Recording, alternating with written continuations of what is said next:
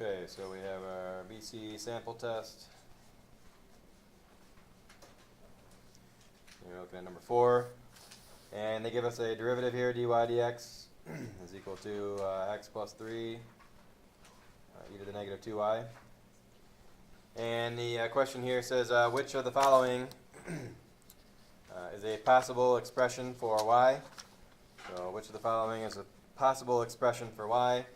And ultimately, if we have this separable differential equation here, then I would suggest doing just that, separating the variables here. Alright, and if we do that, remember if we divide by 1 over, if we have on the left hand side, if we have 1 over e to the negative 2y, I could bring that up top and make it e to the positive 2y. Remember, have a negative exponent on the bottom. I can switch levels and make it a positive. So ultimately, like I said, dividing by this would be the same as multiplying by this. And so we'd have that. We'd integrate both sides. Oops.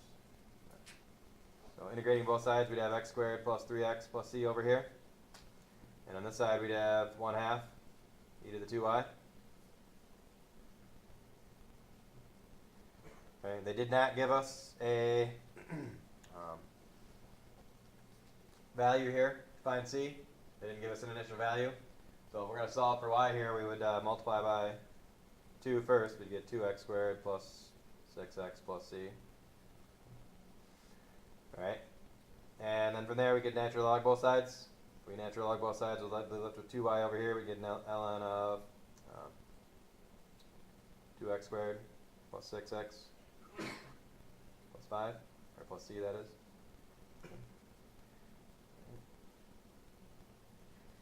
Alright, and then from there, if we divide, we get a 1/2 natural log 2x squared plus 6x plus c.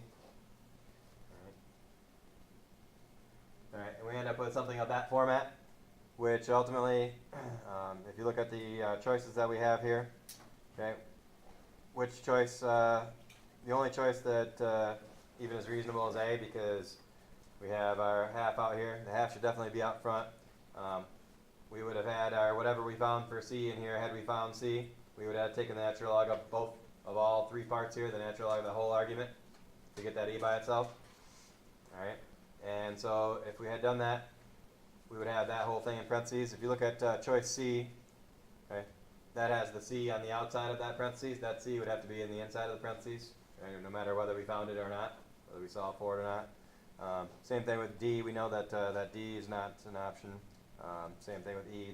Neither one of those has a C involved. Okay. There would have to be some sort of C here. Okay.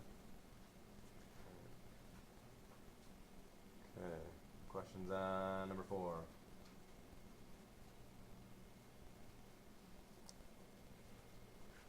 Okay, what else? Non-calculator multiple choice.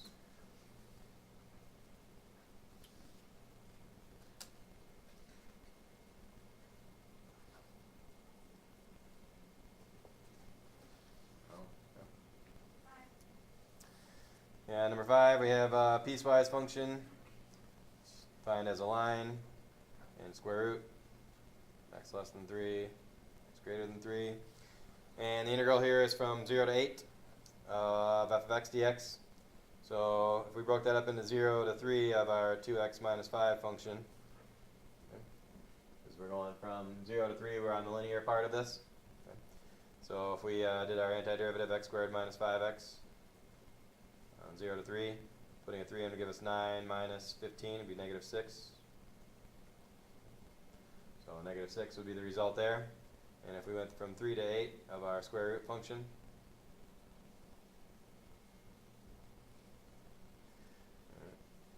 keeping in mind here that if we treated this as a u, if you will, if we let u be the square root of, or not the square root of, just x plus 1, du would just be dx.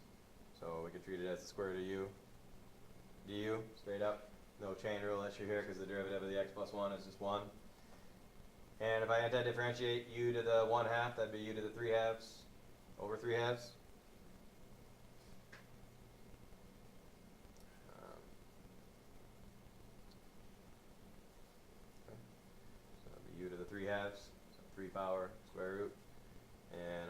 2, and I have x plus 1, 3 halves, over 3.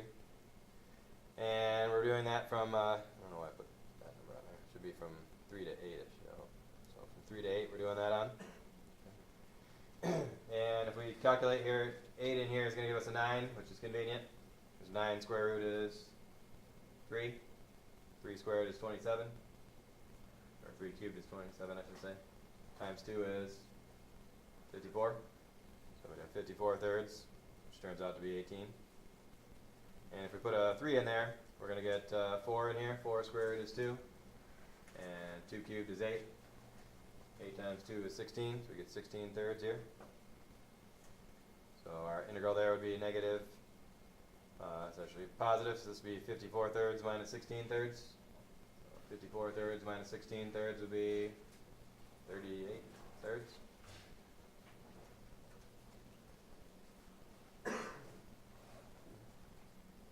And remember what we're doing with these is we're adding these together. So ultimately we get negative 6 plus 38 thirds. And that'd be negative 18 thirds plus 38 thirds, which would be 20 thirds, be the final.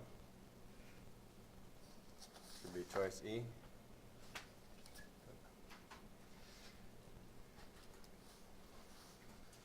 Questions on number 5.